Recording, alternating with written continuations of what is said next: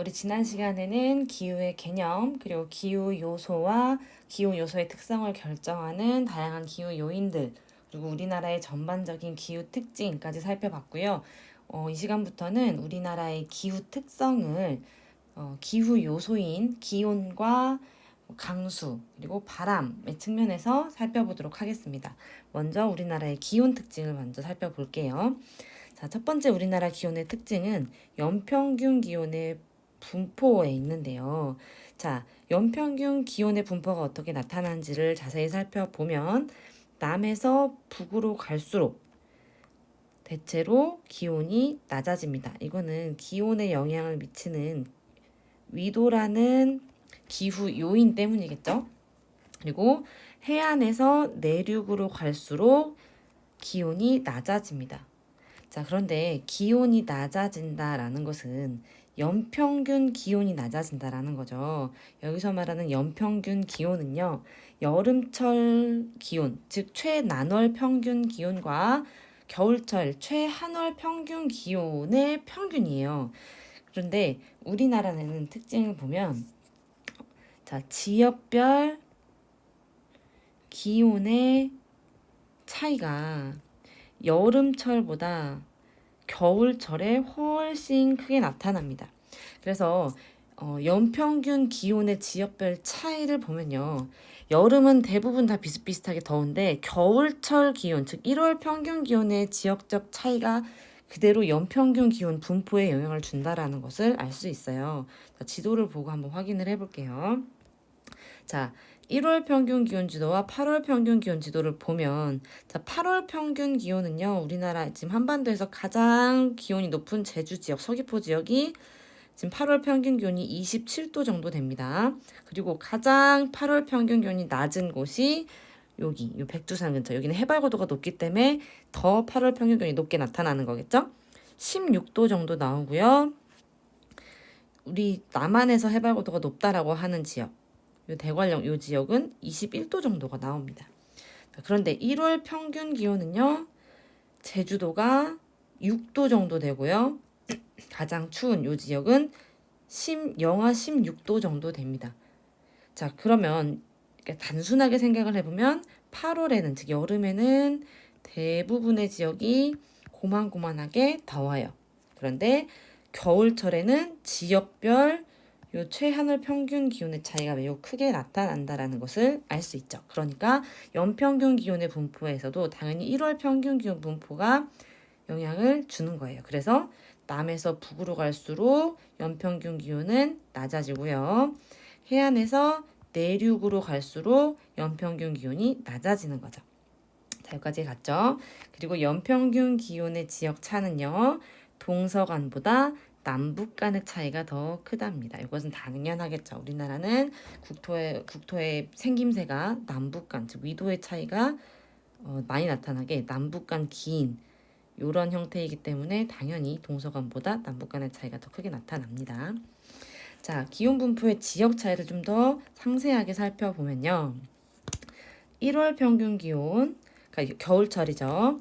자, 수륙 분포의 영향으로 해안 지역이 비슷한 위도의 내륙 지역에 비해서 기온이 높게 나타납니다. 이거는 앞서서 우리 기후 요인 중에 수륙 분포를 설명하면서 선생님이 왜 그런지는 이야기를 해줬죠. 그리고 지형과 해양의 영향으로 동해안이 비슷한 위도의 서해안에 비해서 기온이 높습니다. 똑같이 바다의 영향을 받는 동해안과 서해안인데요. 자, 겨울철 그 지도를 다시 봅시다. 좀 확대해서 볼게요. 확대를 해서 보면, 자, 이렇게 지워봅시다. 자, 동일한 위도대에 있는 지역들을 살펴볼게요. 이렇게. 동위도상에, 비슷한 위도상에 위치한 지역들의 1월 평균 기온을 살펴보면, 인천은 이 마이너스 2도선과 마이너스 4도선 사이에 있으니까 대략 한 마이너스 3도 정도 된다고 볼 수 있겠죠. 그리고 여기가 한 홍천 내지는 횡성이라고 본다면 얘는 마이너스 4도선과 마이너스 6도선 사이에 있으니까 마이너스 5도 정도 된다. 이렇게 봅시다. 그리고 해발고도가 높은 이 평창, 대관령 지역은 마이너스 6도 정도가 되고요. 자, 마지막으로 요 강릉 해안 지역, 강릉의 해안 지역은 등온선을 봤더니 0도 정도 됩니다. 그리고 비슷한 위도상에 위치해 있는 동해안에 있는 섬 울릉도는 영상 1.4도씨 정도가 나옵니다. 비슷한 위도에 위치해 있는데 겨울철 1월 평균 기온의 차이가 상당히 크게 나타나죠. 자, 이걸 보면 내륙이 가장 춥고요. 해발고도가 높으면 더 춥고요. 그 다음에 서해안, 그리고 그 다음에 동해안, 자, 요런 차이가 발생을 합니다. 1월 평균 기온이. 자, 요 차이를 기억을 좀 해 두십시오. 자, 그리고 여름철 8월 평균 기온으로 넘어갑시다. 1월 평균 기온에 비해서는 지역차가 작습니다. 아까 이야기했죠. 그리고 위도가 높아질수록 기온이 낮아지며 이건 당연한 이야기고요. 남부 내륙 지역의 기온이 높습니다. 위도가 낮으니까 기온이 높은데 거기다가 내륙 지역이기까지 하죠. 그러니까 기온이 제일 높게 나타날 것이고요. 해발 고도가 높은 산지는요. 동위도상의 주변 지역에 비해서 기온이 낮습니다. 자, 이 지도로 확인할 수 있죠. 비슷한 위도상에서 해발 고도가 높은 지역만 온도가 낮게 나타나는 거 확인할 수 있습니다. 자, 이 그림은요, 쌤이 구글 어스에서 캡처를 해온 이미지인데요. 자, 요 지금 이미지에서 이 강릉 지역과 대관령, 지금 평창군 대관령 면인데 요 지역 사이의 고도 차이가 혹시 느껴지시나요? 자, 해안가에 위치한 강릉 지역은요, 해발 고도가 낮고 요 지역, 대관령면 지역은 1차 산맥, 즉 융기한 지역 영향을 받아서 굉장히 해발 고도가 높은 곳에 위치해 있습니다. 일반적으로 우리가 평창군의 평균적인 해발 고도를 800m 정도로 보고 있거든요. 700에서 800m 정도인데, 자, 이 정도 되는 고도 차이가 방금 우리 지도에서 살펴봤던 그런 기온의 차이를 유발할 수가 있다는 거죠. 자, 다시 돌아와서 방금 살펴봤던 이 기온, 연평균 기온의 분포, 그리고 기온 분포의 계절별 지역 차이, 이 내용을 반드시 기억을 해줘야 하는데요. 여러분이 이와 관련된 문제들을 풀 때 조금 편하려면, 그리고 부담을 조금 덜 느끼려면, 이 지금 제시된 지도들의 형태를 좀 머릿속에 담아두시기 바랍니다. 세세하게 암기할 필요는 없지만, 분포 패턴이나 수치들이 변화하는 경향 정도는 파악을 해두셔야 하고요. 문제에 자주 등장하는 지역들이 있어요. 그런 지역들은 수치를 조금 암기해 주시는 것도 좋습니다. 울릉도랄지 평창, 서울, 원산 이런 지역들이겠죠. 그리고 요 1월 평균 기온과 8월 평균 기온의 차이를 반영한 기온의 연교차. 얘도 모양이 대체적으로 비슷하지만 이렇게 세부적으로 좀 이렇게 디테일한 부분들을 좀 기억을 해두시는 것이 좋습니다. 자, 다음은 국지적 기온 분포입니다. 자, 이거 기온 역전 현상은 이전에 침식 분지 이야기하면서 살펴봤었죠. 고도가 높아질수록 기온이 상승하는 상태가 나타나는 현상을 기온 역전 현상이라고 했고요. 일교차가 크고 바람이 없는 날 밤에 내륙 분지에서 잘 발생을 합니다. 그래서 이 기온 역전 현상으로 인해서 분지 내부에서는 안개와 냉해 등이 나타난다라고 하면서 요 그래프 가 매우 중요하다고 이야기했었죠. 자, 원칙대로라면 고도가 높아질수록 기온이 낮아져야 하는데 일부 구간에서 이렇게 고도가 높아지는데도 기온이 높아지는 이런 역전층이 형성이 되는 현상, 그래서 기온 역전 현상이라고 했습니다. 자, 두 번째 국지적 기온 분포는요, 열섬 현상인데요. 도시화가 진행이 되면서 아주 크게 나타나는 부각되는 국지적인 기후 현상입니다. 자, 도시 중심부의 기온이 주변 지역보다 높게 나타나는 현상, 그래서 열섬이에요. 히트 아일랜드 열섬 현상이라고 하는데, 원인은요, 건물, 공장, 자동차 등에서 인공열이 발생하기 때문에 기온이 높아집니다. 그리고 포장 면적이 증가하면서 이 인공열이 더욱 기온을 높이는 이런 현상이 가속화가 되는 거죠. 자, 그럼 이 열섬 현상을 완화시키기 위해서는 바람길을 조성한다 할지, 바람길이라는 것은 도시 내부에서 건물들이 바람의 진행을 차단하죠. 장애물 역할을 하죠. 그런데 이 건물들을 지을 때 혹은 도시 계획상 건축 허가를 내줄 때 바람길을 방해하지 않도록 바람길을 조성해주는 이런 대책을 이야기합니다. 그리고 건물 옥상 녹화 사업, 이건 여러분들 많이 봤을 텐데요. 건물 위에 옥상에 인공 초지를 만드는 거죠. 잔디를 심는다던가 나무를 심는다던가 해서 옥상을 공원으로 만드는 사업입니다. 그래서 이 인공열이 대기 중으로 방출되는 것을 조금 막아보자라는 차원에서 시행하는 사업이고요. 하천을 복원하는 것도 열섬 현상을 완화시키는 방법 중에 하나입니다. 이 하천에 있는 이 하천수 자체가 기온이 높아지는 걸 막기도 하고, 이 하천은 사실은 계곡이기 때문에 이 자체가 바람길이기도 합니다. 참고로 열섬 현상은요, 여름철보다는 겨울철이 더 뚜렷하게 나타나고요. 낮보다는 밤에 더 뚜렷하게 관찰이 됩니다. 당연하겠죠. 그러니까 도시 이외의 그 주변 지역들이 더 기온이 낮을 때 이 열섬 현상이 더 뚜렷하게 관찰이 되겠죠. 자, 이어서 우리나라의 강수 특징 살펴보도록 하겠습니다. 자, 우리나라의 강수 특징은요. 첫 번째, 우리나라는 비가 많이 오는 지역에 속합니다. 습윤기후 지역이에요. 연 강수량이 약 1200mm에서 1300mm 정도로 많은 편입니다. 그런데요, 이 습윤기후 지역 중에서도 강수의 계절차가 매우 큽니다. 특히 여름철에 강수가 집중되는데요. 이게 뭐 때문이라고 했었죠? 자, 우리나라는 계절풍의 영향을 받기 때문이다 라고 했었어요.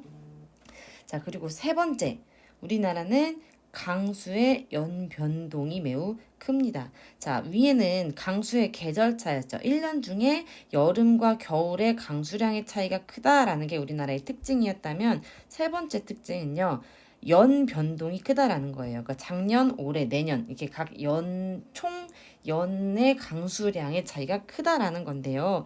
자, 요거를 데이터를 좀 가지고 이야기를 해볼게요. 자, 국립기상과학원에서 발표한 한반도 100년의 기후변화라는 자료집이 있는데, 거기서 쌤이 연 강수량 변화 그래프를 가져왔어요. 자, 보면 1910년부터 2020년 최근까지의 연 강수량을 나타내고 있는 건데, 보면 일단 우리나라의 평균 연 강수량은 1200mm 정도 된다라는 거 알 수 있어요. 그런데 자, 요 그래프 내용을 자세히 좀 살펴보면 강수량이 많은 해는요, 거의 2000mm에 가까운, 2000mm까지는 안 되지만 2000mm 가까운 비가 내리는 해도 있어요. 이 정도면 열대우림을 능가하는 정도의 강수량이죠. 자, 그런데 강수량이 제일 적은 이때가 언제? 한 1940년대 어느 해인가 봐요. 이때쯤은요, 강수량이 800mm가 채 안 돼요. 2배 이상의 차이가 나죠. 참고로 강수량이 800mm라는 것은 우리가 건조기후, 세계적으로 기후를 구분할 때 건조기후가 되는 기준이 연 강수량 500mm가 기준이거든요. 그러면 거의 그 정도에 가까운 수준까지도 강수량이 떨어지죠. 자, 이렇게 대한민국의 강수의 특징은 연 강수량의 차이가 매우 크다, 변동폭이 크다라는 것을 우리가 확인할 수 있습니다. 다시 돌아와서 왜 이렇게 강수의 연 변동이 큰 것인가에 대한 설명이 좀 필요한데요. 첫 번째는 우리 교재에 기단의 발달이라고 쓰여 있는데, 기단의 발달 정도라고 우리는 좀 이해를 할게요. 즉, 우리나라에 영향을 미치는 북태평양 기단과 시베리아 기단의 세력, 기단의 세기의 정도가 해마다 다르기 때문에 이 기단의 발달 정도에 따라서 우리나라 강수량에 영향을 미치고요. 두 번째로는 장마 기간이에요. 이 기단의 발달 정도랑도 좀 연관이 있는데, 우리 앞서서 선생님 지난 시간에 강수의 유형 중에 전선성 강수가 장마다라는 거 이야기했었죠. 자, 뒤에서 다시 한번 설명을 하겠지만, 이 장마는 북태평양 기단과 시베리아 기단, 오호츠크 기단, 그러니까 열대 기단과 한대 기단의 사이에서 발생한 전선 때문에 내리는 강수가 장마인데요. 이 각각의 기단의 세력 발달 정도에 따라서 얘네들이 싸움을 길게 하냐 아니면 싸움이 짧게 끝나냐 요 차이가 발생을 하면서 그 해의 장마 기간이 언제 시작돼서 언제 끝나냐를 결정을 하는 거예요. 그래서 장마 기간이 길면 연 강수량이 많아지고 장마 기간이 짧으면 연 강수량이 적어지는 거죠. 그리고 또 우리나라 강수량에 영향을 미치는 태풍, 즉 열대성 저기압도 무시를 못합니다. 태풍이 얼마나 많이 발생을 하고 이 발생한 태풍이 한반도에 영향을 주느냐가 연 강수량을 결정하는 주요 요인 중에 하나입니다. 그리고 집중호우가 발생을 하냐 안 하냐에 따라서도 연 강수량의 변동폭이 매우 커지는데요. 일반적으로 우리나라에서 집중호우가 발생하는 경우는 장마 기간에 장마 전선이 이렇게 형성이 되어 있는데 남서풍 계열의 이 뜨거운 열대 해상에서 남서풍 기류의 바람이 불어오면요, 이 전선과 얘가 합세를 해요. 그리고 이 전선에 얘가 수증기를 공급해주면서 집중호우가 발생하게 됩니다. 그래서 이러한 요인들로 인해서 해에 따라서 강수량의 차이가 매우 크게 나타나고요.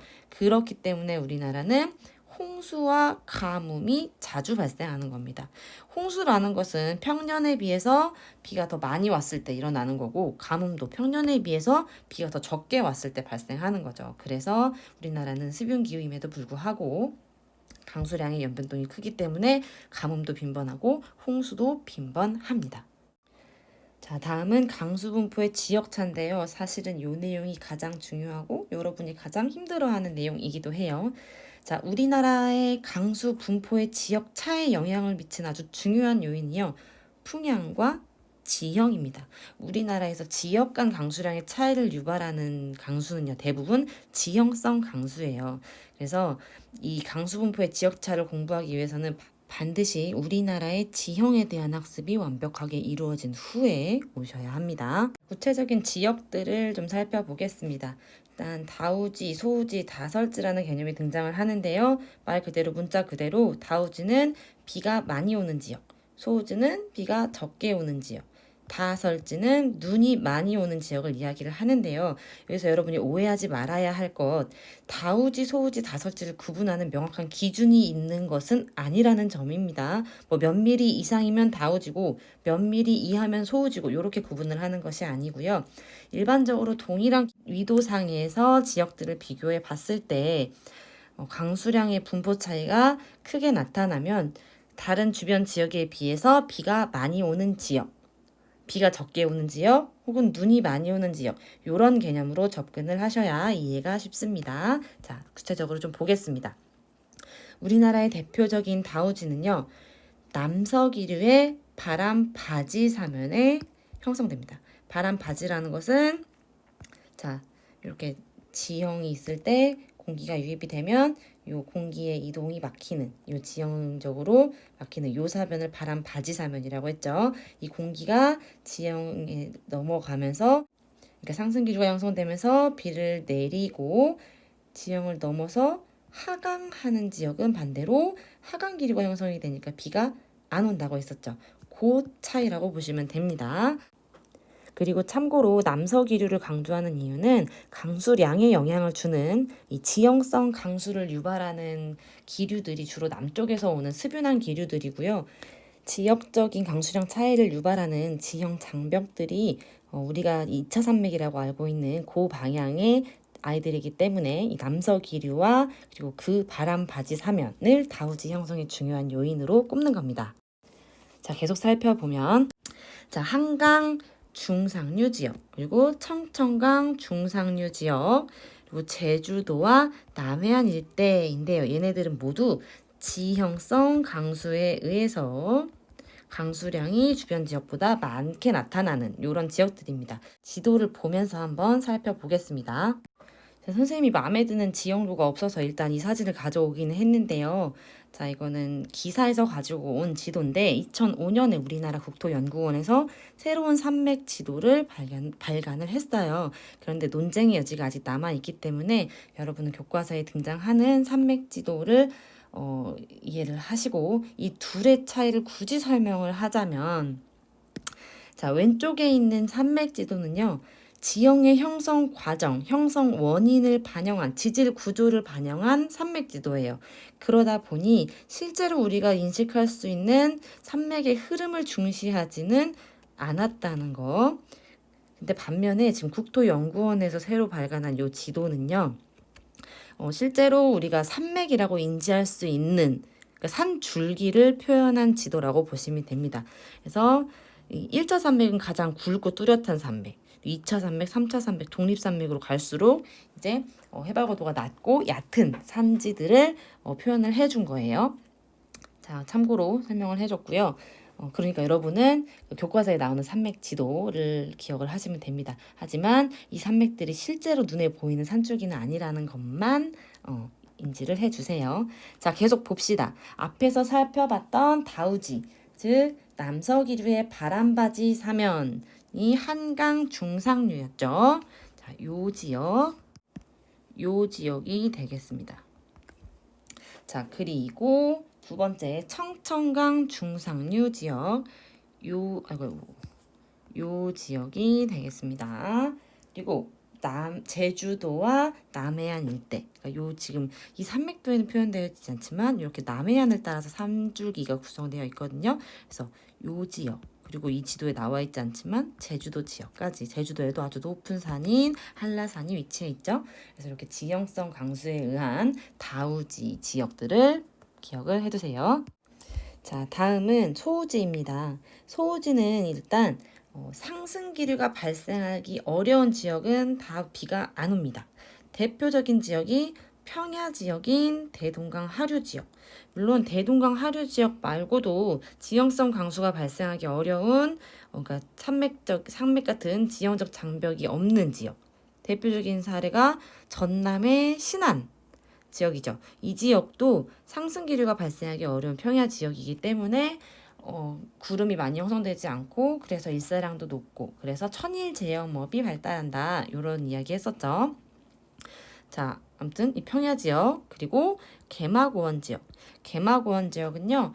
이 높은 산맥을 넘어 왔을 때 요 바람 그늘 사면에 해당하기 때문에 개마고원은 소우지에 해당합니다. 그리고 관북 해안 지역은 선생님이 지난 시간에 잠깐 언급을 했었는데 청진 기억하나요? 청진.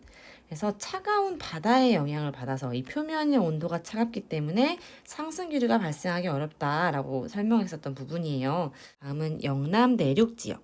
우리가 대구, 구미 이런 지역들이죠. 태백산맥과 소백산맥 그리고 해안산맥으로 둘러싸져 있어서 커다란 분지 형태의 바람 그늘 지역에 속하는 지역입니다. 자, 이 지역들도 우리가 지도를 통해서 한번 살펴보겠습니다. 자, 소우지는 빨강색으로 표시를 해볼까요? 자, 먼저 상승 기류가 발생하기 어려운 평야 지역, 대동강 하류 지역은 요 지역을 이야기하고 있고요. 그리고 참고로 신안군 요 지역입니다. 그리고 개마고원 지역은 요 지역이에요.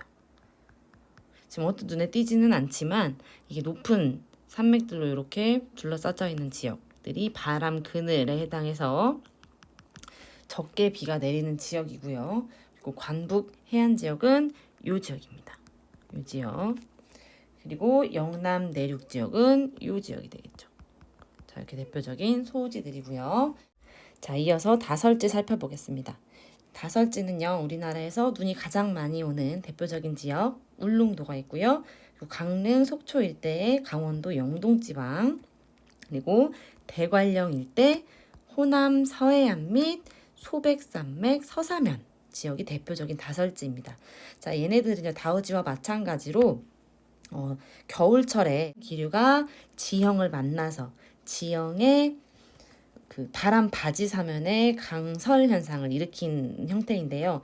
자, 기본적으로 우리나라 겨울철에 우리나라로 유입되는 기류는 여름철에 비해서 건조합니다. 그런데 이 차갑고 건조한 공기 덩어리가 우리나라로 유입이 되는 과정에서 상대적으로 따뜻하고 수분이 많은 바다의 위를 지나오면서 얘가 수증기, 수분을 공급을 받습니다.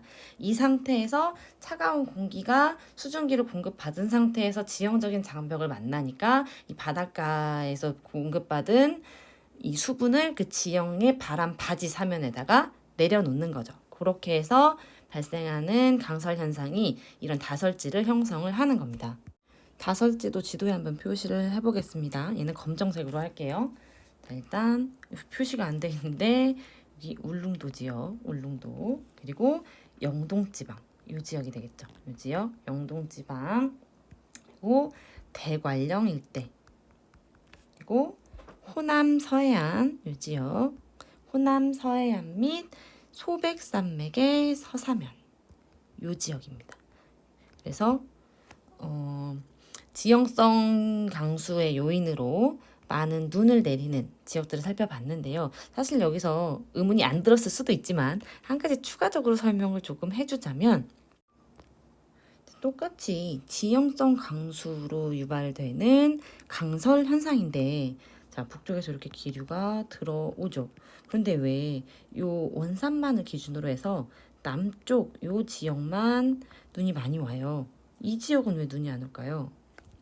자, 이런 현상 때문에 우리가 바다의 영향을 고려를 해주는 건데요. 고등학교 수준에서는 이해가 조금 어렵기도 하고, 이 해류의 영향이 크지 않다고 보기 때문에 이 내용이 빠진 것 같아요. 근데 굳이 선생님이 설명을 하자면, 차가운 바다의 영향 때문에, 그러니까 여기서 한류가 흐르는 지역이기 때문에 특히 요 지역은 이 차가운 한류의 영향으로 인해서 대기가 안정되어 있어요. 그래서 상승 기류가 발생하기 어렵기 때문에 이 차가운 공기가 차가운 바다 위를 이렇게 지나오면서 수분을 공급받을 요인이 적어지고, 이 지형이 있음에도 불구하고, 산맥들이 있음에도 불구하고 강수 현상을 발생시키지 않는다. 이렇게 설명이 가능한 거죠.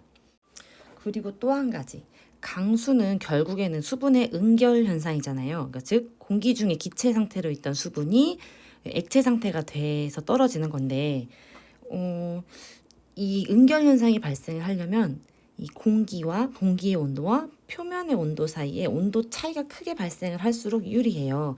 그런데 이 지역은 위도가 높기도 하고 차가운 기류가 대기가 안정된 지역으로 유입이 되기 때문에 강설이 적다. 이렇게 설명이 가능하겠습니다. 같은 원리로 보면 차갑고 건조한 북서계절풍이 불어오죠. 그런데 위도가 낮은 우리나라 남부지방에 오면 이 따뜻한, 상대적으로 이 공기에 비해서 온도가 높은 바다 위를 얘가 지나오면서 수분을 공급을 받게 돼요.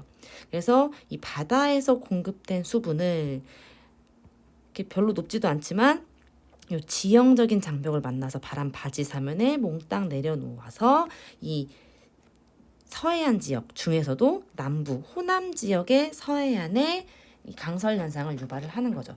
만약에 이 공기 자체가 지형적인 영향에 의해서 강설 현상을 내리는 거라면 이 경기 지역이나 충남 지역 서해안에서도 눈이 많이 와야 될 거잖아요. 그런데 온도 차이가 크게 발생하는 남부 지역일수록 강설량이 많아진다라는 것으로 보아 이렇게 공기와 표면의 온도 차이에 의해서 강설 현상이 유발이 된다라고 설명이 되는 거죠.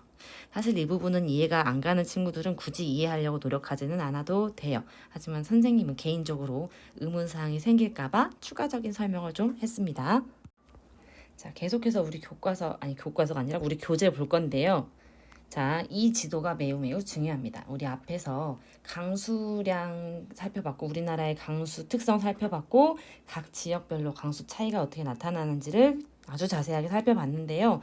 그 모든 내용의 총 결과물이 이 세 가지 지도에 다 들어 있습니다. 사실은 이 지도를 이해하기 위해서, 조금이라도 머릿속에 많이 넣기 위해서 그런 주절주절 설명들을 했다라고 보면 됩니다. 이 세 가지 지도, 특히 연 강수량 분포, 얘가 사실 다우지와 소우지를 결정하는 데이터들이거든요. 요 지도를 반드시 머릿속에 꼭 넣어 두시고 8월 강수량과 1월 강수량 지도를 반드시 비교해서 살펴보도록 하세요. 자, 이 탐구활동 안에 나와 있는 요 설명이 이 강수량 지역별 차이에 관계돼서 흔히 가장 자주 물어보는 질문들이에요. A 지역보다 B 지역의 8월 강수량이 적은 이유는 당연히 지형 때문이겠죠. A지역은 남서기류의 바람 바지에 해당하여 8월 강수량이 많은 반면 B지역은 영남 내륙에 위치하여 바람 그늘에 해당하기 때문에 8월 강수량이 적다라고 설명할 수 있고요. C지역의 1월 강수량이 많은 이유는요. 겨울철 바다를 건너온 북동 기류가 산맥을 만나서 그 바람 바지 사면에 지형성 강서를 몽땅 내려놓은 거죠. 같은 원리로 울릉도도 마찬가지 강설량이 많다라는 거 확인했습니다. 자, 시간 관계상 오늘 강의는 여기서 마치도록 하고요. 다음 강의에서 계속 우리나라 바람의 특징 그리고 계절별 우리나라 기후의 특성 비교를 좀 해보고 마치도록 하겠습니다. 자, 수고했습니다.